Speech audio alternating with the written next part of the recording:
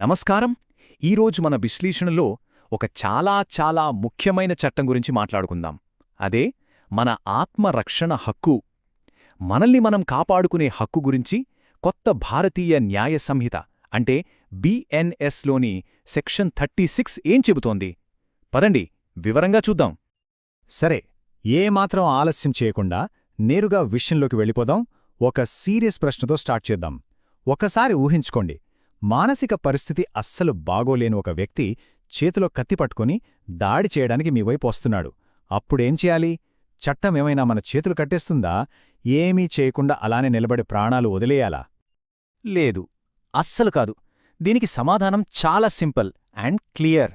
మన చట్టం అన్నింటికంటే ముందు ప్రాణానికే విలువ ఇస్తుంది. మిగతావన్నీ ఆ తర్వాతే. అవును, ఈరోజు మనం తెలుసుకోబోయే మొత్తం విషయానికి ఇదే మూలసూత్రమన్నమాట. చట్టం దృష్టిలో వాళ్ళు ఎవరు, వాళ్ళ పరిస్థితి ఏంటి అనే కారణాలకన్నా ఒక మనిషి ప్రాణం చాలా విలువైంది. ఇప్పుడు చూడండి, ఈ స్లైడ్లో ఉన్న ఈ వాక్యం ఇదే సెక్షన్ 36కి గుండెలాంటిది.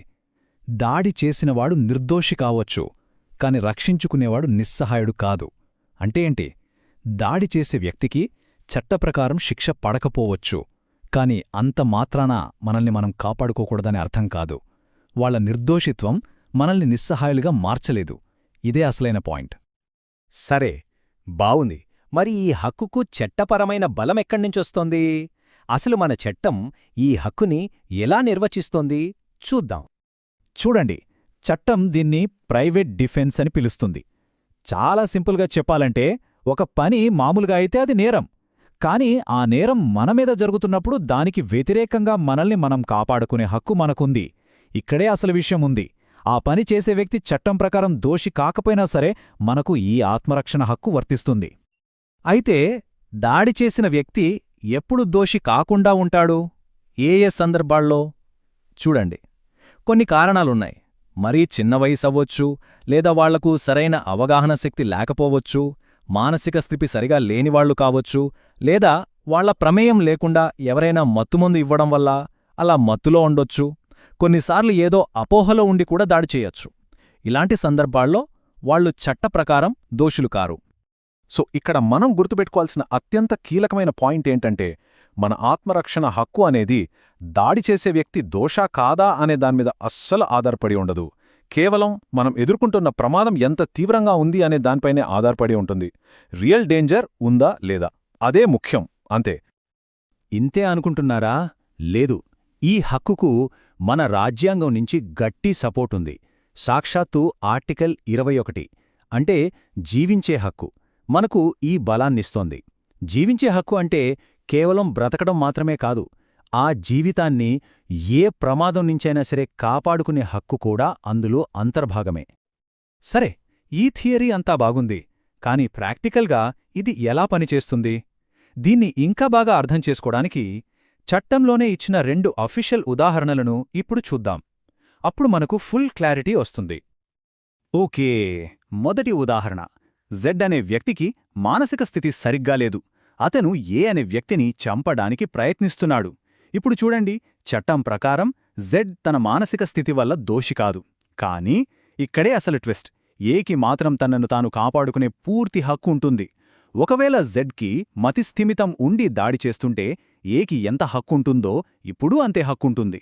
No difference. ఇక రెండో ఉదాహరణ, ఇది కూడా చాలా ఇంట్రెస్టింగ్. ఏ అనే వ్యక్తి రాత్రిపూట ఒక ఇంట్లోకి వెళ్తాడు, అది చట్టబద్ధంగానే. కాని ఆ ఇంట్లో ఉన్న జెడ్ అనే వ్యక్తి ఏను చూసి దొంగని పొరబడతాడు. మంచి ఉద్దేశంతోనే, అంటే తన ఇంటిని కాపాడుకోవాలనే ఉద్దేశంతోనే ఏ మీద దాడి చేస్తాడు. ఇక్కడ జెడ్ది తప్పు కాదు, అతను నేరస్తుడు కాడు. కాని దాడికి గురవుతున్న ఏకి మాత్రం తనను తాను కాపాడుకునే పూర్తి హక్కు అలాగే ఉంటుంది. సరే, ఈ లీగల్ ఎగ్జాంపుల్స్ అన్నీ చూశాం కదా. ఇప్పుడు దీన్నే ఇంకా సింపుల్గా మనందరికీ సులభంగా అర్థమయ్యేలా ఒక చిన్న కథతో చూద్దాం. రామయ్య, సురేష్ అనే ఇద్దరి మధ్య జరిగిన సంభాషణతో ఈ చట్టం నిజ జీవితంలో ఎలా పనిచేస్తుందో తెలుసుకుందాం. ఇక్కడ రామయ్య చాలా భయంతో, కన్ఫ్యూజన్తో సురేష్ని అడుగుతున్నాడు. సురేష్, నా మీద దాడి చేస్తున్న ఆ వ్యక్తికి పిచ్చి. ఇప్పుడు నేను నన్ను కాపాడుకోవడానికి ఏదైనా చేస్తే అది నేరమవుతుందా? నన్ను జైల్లో వేస్తారా? చూడండి, ఇది మనలో చాలామందికొచ్చే కామన్ డౌట్ కదూ. అప్పుడు సురేష్ చాలా క్లియర్గా సమాధానం చెప్తాడు. రామయ్యా, భయపడకు. నీ ప్రాణం ప్రమాదంలో ఉంటే దాన్ని కాపాడుకోవడం నీ హక్కు. దాడి చేసే వ్యక్తి చట్టం దృష్టిలో దోషా కాదా ఆ విషయం నీకు అనవసరం. నీ ప్రాణం ముఖ్యం. చూడండి, ఇదే సెక్షన్ 36 యొక్క అసలైన సారం. ఇంతకంటే సింపుల్గా చెప్పలేం. రైట్, ఇక చివరి భాగానికొచ్చేశాం. ఇప్పటిదాకా మనం చూసిన ఈ చట్టం గురించి జనాల్లో ఉన్న కొన్ని అపోహలు, కన్ఫ్యూజన్స్ అన్నింటినీ ఇప్పుడు పటాపంచలు చేద్దాం. ఫుల్ క్లారిటీ తెచ్చేసుకుందాం. ఈ స్లైడ్ చూడండి, చాలా స్పష్టంగా ఉంది. సెక్షన్ 36 అంటే ఏమిటి మరియు ఏమీ కాదు. ఒకవైపు మన రక్షణ హక్కు అనేది కేవలం మనకు ఎదురైన ప్రమాదం మీదే ఆధారపడి ఉంటుంది, దాడి చేసే వ్యక్తి నేరం మీద కాదు. దాడి చేసేవాళ్ల నిర్దోషిత్వం మన హక్కుకు అడ్డు కాదు. మరోవైపు చూస్తే దీని అర్థం మానసిక స్థితి బాగోలేని వాళ్ళని మనం శిక్షించొచ్చని కాదు, లేదా అవసరానికి మించి బలం ఉపయోగించొచ్చని కాదు. ఆ ప్రమాదం తొలగిపోయిన తర్వాత కూడా దాడి చెయ్యొచ్చని అస్సలు కాదు. బ్యాలెన్స్ చాలా ముఖ్యం.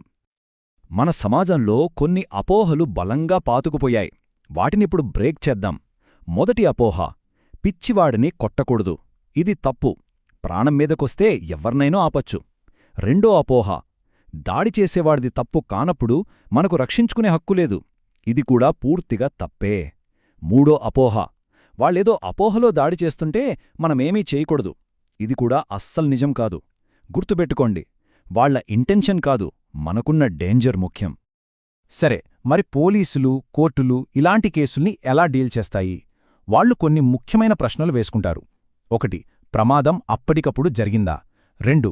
ప్రమాదానికి తగ్గట్టుగానే బలం ఉపయోగించారా లేక ఎక్కువ చేశారా?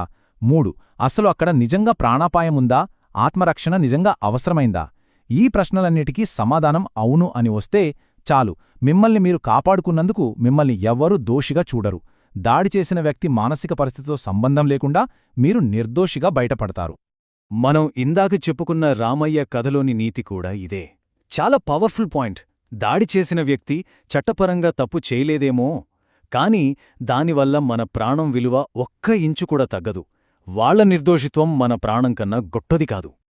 ఫైనల్గా ఒకటే విషయం, చట్టం కన్నా ముందు మన ప్రాణం. చట్టం కూడా ప్రాణానికే మొదటి వెలుగు ఇస్తుంది, మిగతావన్నీ అన్నీ సెకండరీనే. ఇప్పుడు ఈ విషయమంతా తెలుసుకున్నారు కదా? ఈ చట్టం గురించి, ఈ హక్కు గురించి విన్న తర్వాత మీ భద్రత గురించి, దాన్ని కాపాడుకునే హక్కు గురించి మీ ఆలోచనా విధానంలో ఏమైనా మార్పొస్తోందా? ఒకసారి ఆలోచించండి.